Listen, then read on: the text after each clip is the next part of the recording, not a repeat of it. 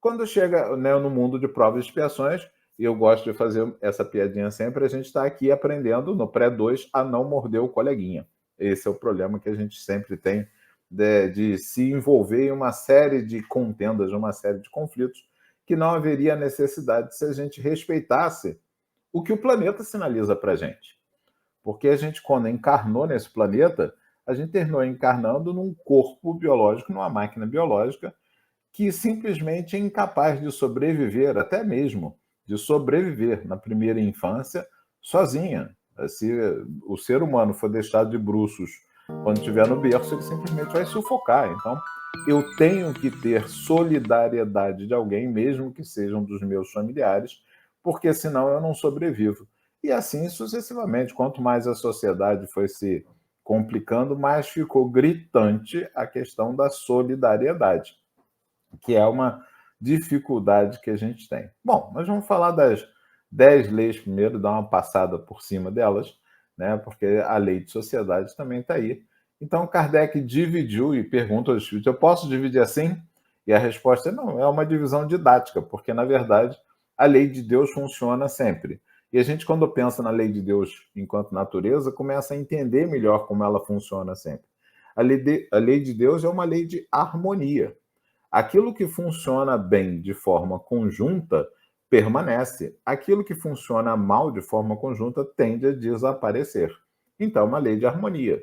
Então, a gente conseguiu sobreviver como espécie porque um ajudava o outro, porque um dá suporte ao outro, porque um funciona com o outro. À medida que a gente foi desenvolvendo a linguagem, à medida que a gente foi desenvolvendo a cultura, a gente criou toda uma ideia de indivíduo como se a gente conseguisse sobreviver sozinho, o que é falso. Né? Se eu não planto a minha comida, se eu não colho, se eu não teço a minha roupa, se eu não construo o meu abrigo, eu estou sempre vivendo em sociedade. Mas Kardec pergunta se pode dividir essas 10 leis, e a resposta é sim, porque isso seria didático. Isso é uma outra coisa que também remete de novo à sociedade. Não há como a gente reencarnar sem ter que passar por uma readequação à sociedade atual.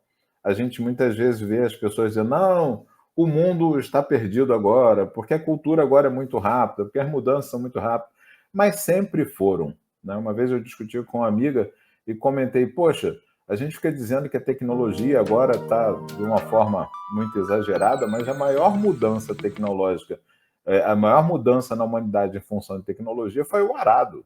Isso ocorreu na pré-história ainda, quando a gente descobriu como é que eu conseguia revirar o solo para produzir muito mais. Né?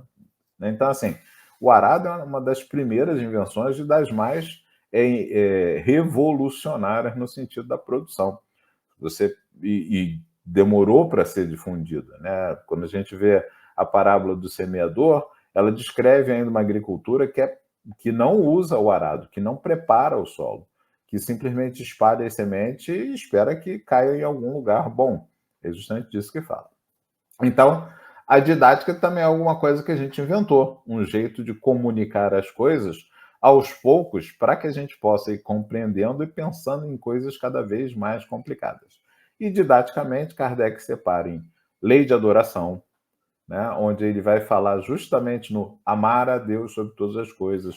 Porque a gente precisaria adorar a um Deus. É muito engraçado isso, eu sempre comento que se você vai olhar, eu sempre puxo a brasa para minha sardinha, no fim das contas, eu sou psicólogo e olho muito essas coisas. Se você vai olhar todos os grupos de autoajuda, né, que são literalmente, que estão tratando com as compulsões, seja de alcoólicos, seja de narcóticos, seja de neuróticos, seja de comedores compulsivos, seja qualquer compulsão, compradores compulsivos, né, pessoas que amam demais, e todos os grupos desses começam sempre como usam a estratégia dos 12 passos, que foi criada pelo AA, e o primeiro passo fala justamente de você acreditar que existe um poder maior que o seu.